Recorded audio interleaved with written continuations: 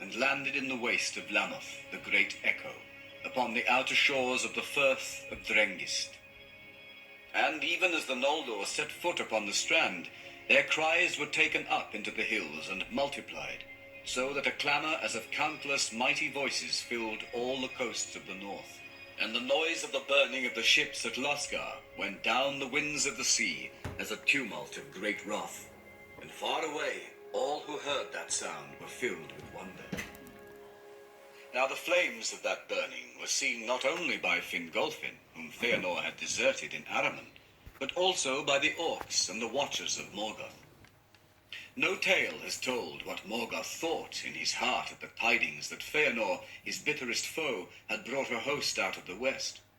It may be that he feared him little, for he had as yet no proof of the swords of the Noldor, and soon it was seen that he purposed to drive them back into the sea.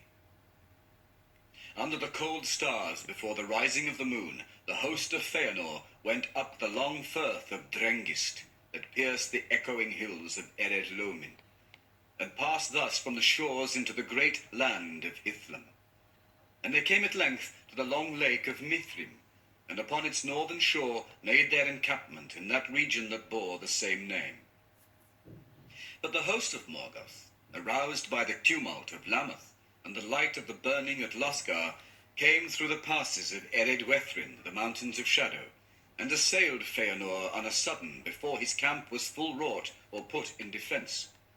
And there on the grey fields of Mithrim was fought the second battle in the wars of Beleriand. Dagor Nuin Gileath it is named, the battle under stars, for the moon had not yet risen, and it is renowned in song.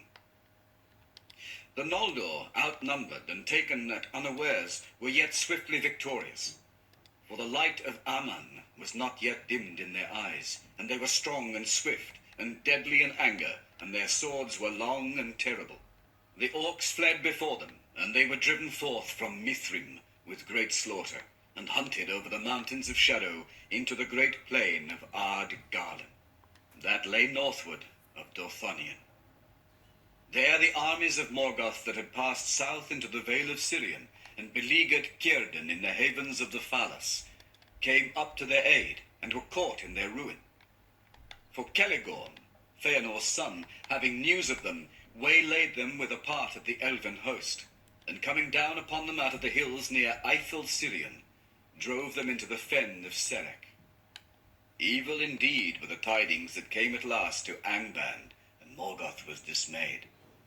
10 days that battle lasted, and from it returned of all the hosts that he had prepared for the conquest of Beleriand, no more than a handful of leaves. Yet cause he had for great joy, though it was hidden from him for a while. For Feanor, in his wrath against the enemy, would not halt, but pressed on behind the remnant of the orcs, thinking so as to come at Morgoth himself. And he laughed aloud as he wielded his sword, rejoicing that he had dared the wrath of the Valar and the evils of the road, that he might see the hour of his vengeance. Nothing did he know of Angband or the great strength of defence that Morgoth had so swiftly prepared. But even had he known, it would not have deterred him, for he was fey, consumed by the flame of his own wrath. Thus it was that he drew far ahead of the van of his host, and seeing this, the servants of Morgoth turned to bay, and there issued from Angband Balrogs to aid them. There upon the confines of Dor Daedaloth, the land of Morgoth, Feanor was surrounded with few friends about him. Long he fought on, and undismayed, though he was wrapped in fire and wounded with many wounds. But at the last he was smitten to the ground by Gothmog, lord of Balrogs, whom Ecthelion after slew in Gondolin.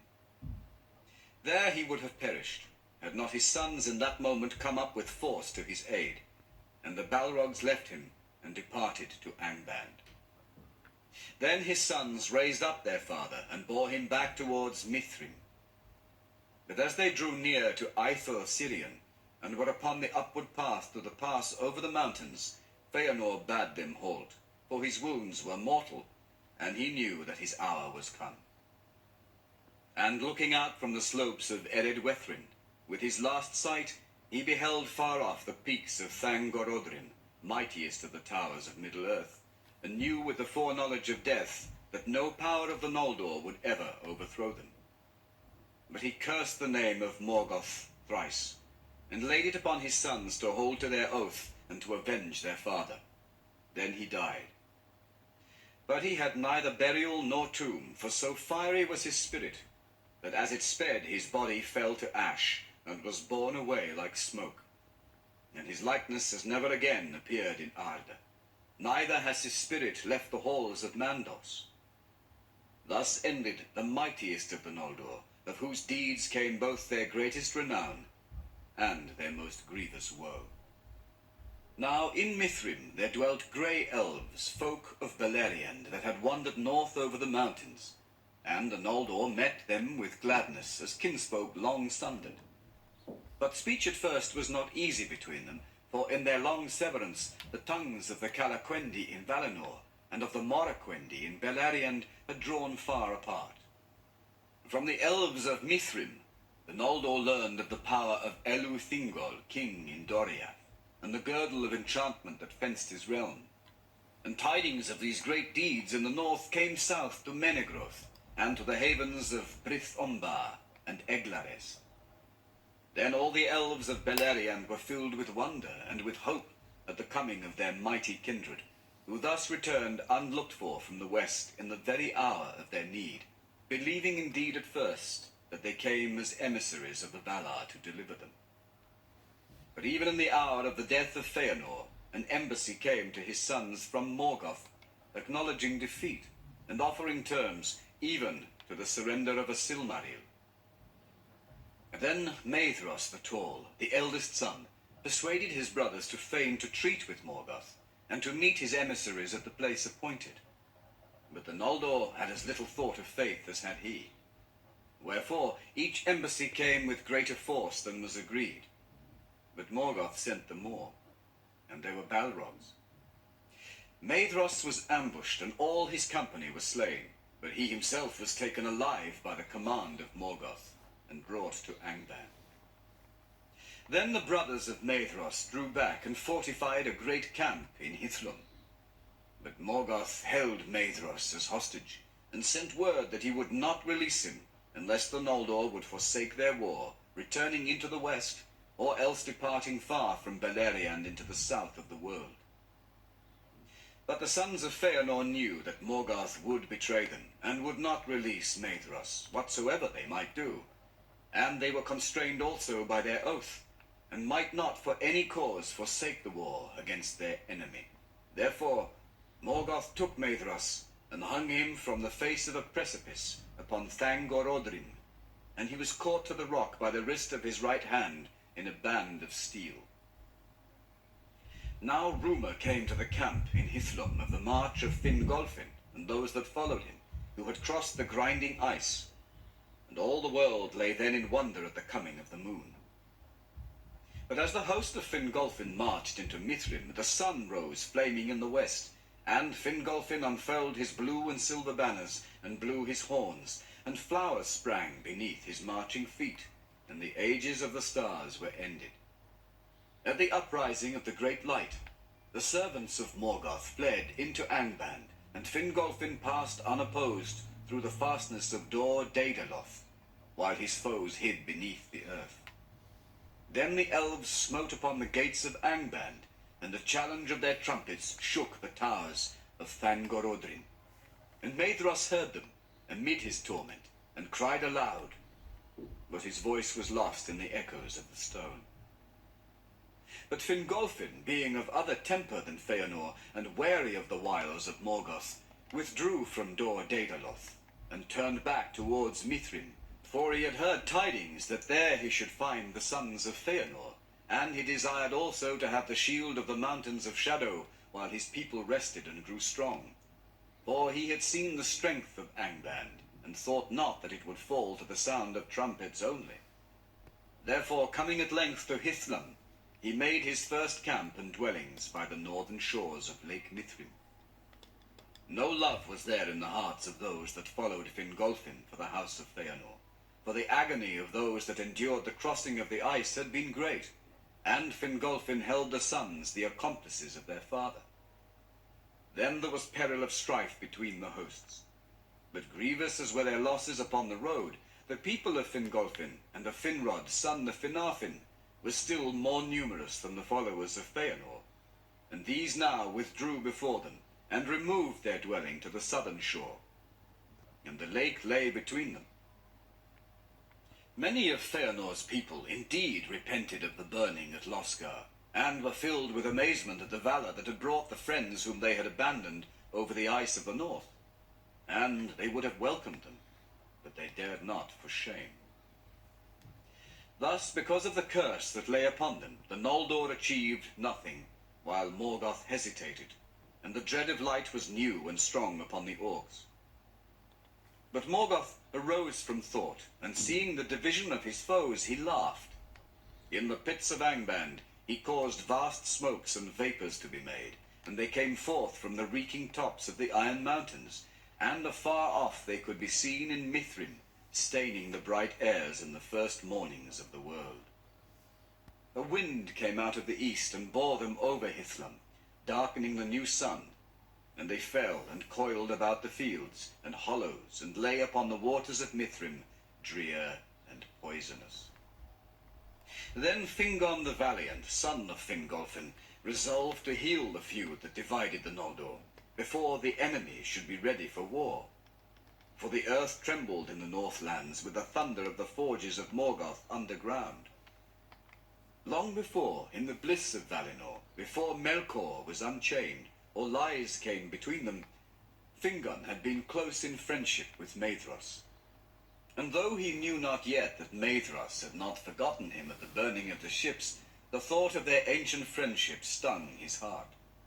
Therefore he dared a deed which is justly renowned among the feats of the princes of the Noldor. Alone, and without the counsel of any, he set forth in search of Maedhros. And aided by the very darkness that Morgoth had made, he came unseen to the fastness of his foes. High upon the shoulders of Thangorodrim he climbed, and looked in despair upon the desolation of the land. But no passage or crevice could he find through which he might come within Morgoth's stronghold. Then, in defiance of the orcs, who cowered still in the dark vaults beneath the earth, he took his harp and sang a song of Valinor that the Noldor made of old, before strife was born among the sons of Finwë. And his voice rang in the mournful hollows that had never heard before aught save cries of fear and woe. Thus Fingon found what he sought, for suddenly above him far and faint his song was taken up, and a voice answering called to him. Maedhros it was that sang amid his torment. But Fingon climbed to the foot of the precipice where his kinsman hung, and then could go no further, and he wept when he saw the cruel device of Morgoth. Maedhros, therefore, being in anguish without hope, begged Fingon to shoot him with his bow. And Fingon strung an arrow and bent his bow, and seeing no better hope, he cried to Manwë, saying, O king, to whom all birds are dear, speed now this feathered shaft, and recall some pity for the Noldor in their need. His prayer was answered swiftly. For Manwë, to whom all birds are dear, and to whom they bring news upon Taniquetil from Middle-earth, had sent forth the race of eagles, commanding them to dwell in the crags of the north, and to keep watch upon Morgoth. For Manwë still had pity for the exiled elves, and the eagles brought news of much that passed in those days to the sad ears of Manwë. Now, even as Fingon bent his bow, there flew down from the high airs Thorondor, king of eagles, mightiest of all birds that have ever been, whose outstretched wings spanned 30 fathoms. And staying Fingon's hand, he took him up and bore him to the face of the rock where Maedhros hung. But Fingon could not release the hell-wrought bond upon his wrist, nor sever it, nor draw it from the stone. Again, therefore, in his pain, Maedhros begged that he would slay him. But Fingon cut off his hand above the wrist, and Thorondor bore them back to Mithrin. There Maedhros in time was healed, for the fire of life was hot within him, and his strength was of the ancient world, such as those possessed who were nurtured in Valinor. His body recovered from his torment and became hale, but the shadow of his pain was in his heart, and he lived to wield his sword with left hand more deadly than his right had been. By this deed Fingon won great renown, and all the Noldor praised him, and the hatred between the houses of Fingolfin and Feanor was assuaged. For Maedhros begged forgiveness for a desertion in Araman, and he waived his claim to kingship over all the Noldor, saying to Fingolfin, "If they lay no grievance between us, Lord, still the kingship would rightly come to you, the eldest here of the house of Finwë, and not the least wise." But to this his brothers did not all in their hearts agree. Therefore, even as Mandos foretold, the house of Feanor were called the Dispossessed, because the overlordship passed from it, the elder, to the house of Fingolfin, both in Elendë and in Beleriand, and because also of the loss of the Silmarils. But the Noldor, being again united, set a watch upon the borders of Dor Daedaloth, and Angband was beleaguered from west and south and east. And they sent forth messengers far and wide to explore the countries of Beleriand, and to treat with the people that dwelt there. Now King Thingol welcomed not with a full heart the coming of so many princes in might out of the west, eager for new realms. And he would not open his kingdom, nor remove its girdle of enchantment, for wise with the wisdom of Melian he trusted not that the restraint of Morgoth would endure. Alone of the princes of the Noldor, those of Finarfin's house were suffered to pass within the confines of Doriath, for they could claim close kinship with King Thingol himself, since their mother was Eowyn of Alqualonde, Olwë's daughter.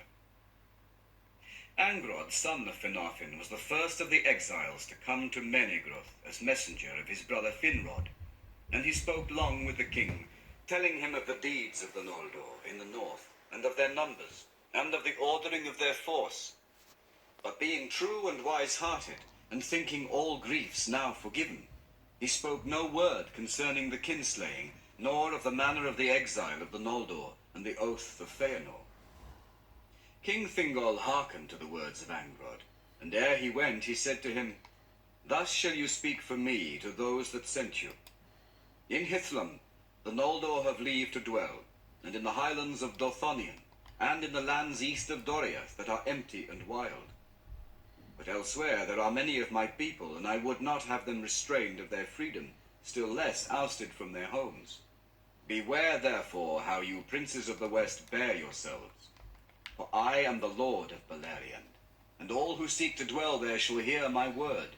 Into Doriath none shall come to abide, but only such as I call as guests, or who seek me in great need."